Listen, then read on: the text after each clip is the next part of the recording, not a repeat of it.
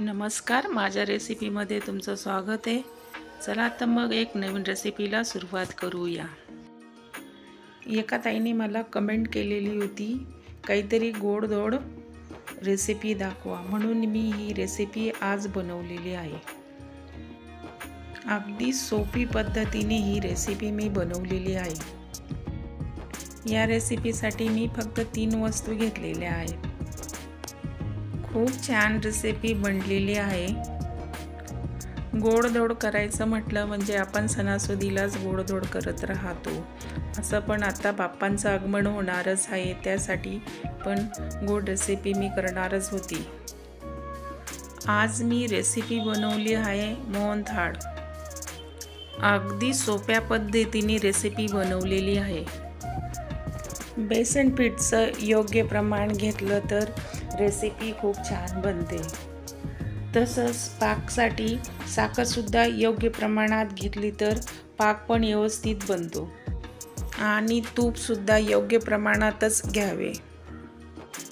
मी बऱ्याच ताईंची रेसिपी बघितली आहे, पण माझीच रेसिपी मला चांगली वाटली म्हणून मी ही रेसिपी बनवून दाखवत आहे। मोहनथाळ बनवण्यासाठी योग्य प्रमाणात बेसन घेऊन ते छानपैकी भाजून घेतलं की मग मोहनथाळ खूप छान बनतं।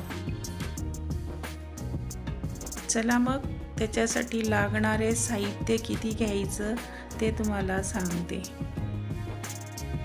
मोहनथाळ बनवण्यासाठी बेसन थोडंसं जाडसरच घ्यावं।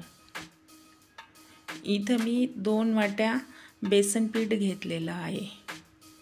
थोडं जाडसरच बेसन पीठ घ्या आणि त्यासाठी मी 1 वाटी साखर घेतलेली आहे आणि तसंच 1.5 वाटी मी साजूक तूप घेतलेलं आहे।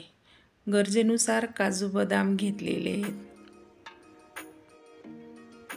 या काजू बदामचे मी व्यवस्थित काप करून घेतलेले आहेत। अशा पद्धतीने मी काप करून घेतलेले आहेत। तुम्हाला काजू बदाम टाकायला आवडत नसेल तर तुम्ही टाकू नका। चला मग रेसिपीला सुरुवात करूया। काप बनवून झालेले आहेत। गॅसवरती मी आता पॅन ठेवलेलं आहे। आता याच्यामध्ये आपल्याला 1 वाटीभर पाणी टाकून घ्यायचं आहे। 1 वाटीभर पाणी टाकून घेतलेलं आहे। 1 वाटीभर साखर टाकून घेतलेली आहे। आता या साखरला आपल्याला व्यवस्थित विरघळून घ्यायचं आहे। याच्यामध्ये मी 2 वेलदोडे असे फोडून टाकून घेतलेले आहेत। पाक व्यवस्थित बनवून घ्यायचा आहे। अशा पद्धतीने मी पाक बनवून घेतलेला आहे। 1 वाटी पाणी आणि 1 वाटी साखर पाक बनवण्यासाठी हे माप व्यवस्थित असतं। पाक बनवून झालेला आहे। आता आपल्याला कढाई ठेवून घ्यायची आहे आणि याच्यामध्ये आता आपल्याला तूप टाकून घ्यायचं आहे। याच्यामध्ये मी 1.5 वाटी साजूक तूप घेतलेलं आहे आणि या तुपाला चांगलं गरम होऊ द्यायचं आहे। आणि आता त्याच्यामध्ये आपल्याला 2 वाट्या बेसन पीठ घेतलेलं होतं ते आता हे टाकून घ्यायचं आहे आणि व्यवस्थित याला भाजायचं आहे। हे पीठ भाजण्यासाठी खूप वेळ लागून जातो, तरी पण याला 15 ते 20 मिनिटं मला लागलेले आहेत पीठ भाजायला।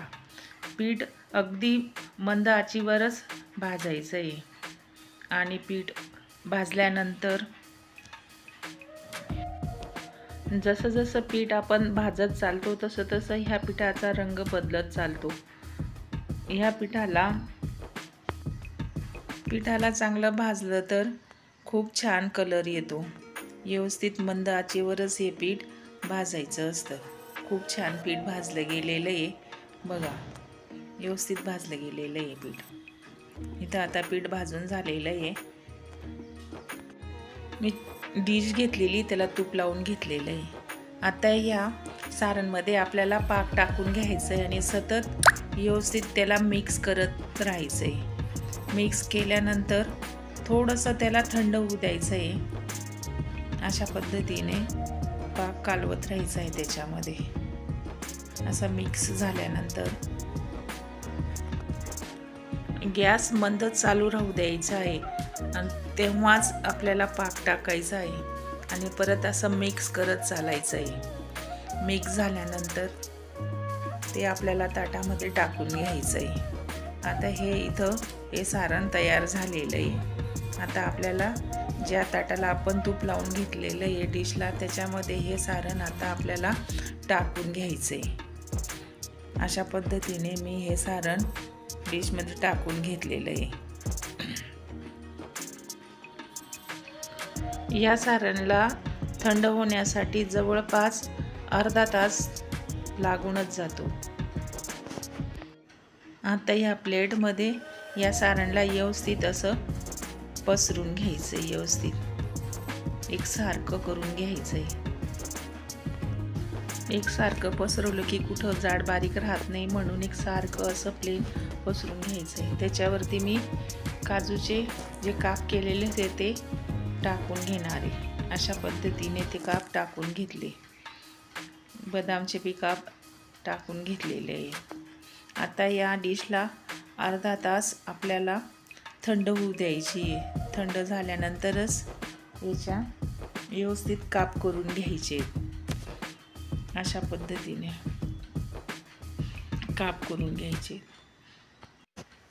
कोणी याला बेसनची बर्फी भी म्हणतं, कोणी मोहनथाळ पण म्हणतं। अशा पद्धतीने मी हे मोहनथाळ तयार करून घेतलं आहे। खूप छान झालेलं आहे, कलर पण खूप छान आलेला आहे। खूप छान मस्त मऊ आलेली आहे बर्फी, व्यवस्थित बघा किती छान आलेली आहे। अशाच रेसिपी बघण्यासाठी सर्वच फीस्ट या चॅनलला सबस्क्राईब नक्की करा, लाईक आणि शेअर कमेंट नक्की करा। बर्फी कशी झाली आहे हे सांगायला विसरू नका।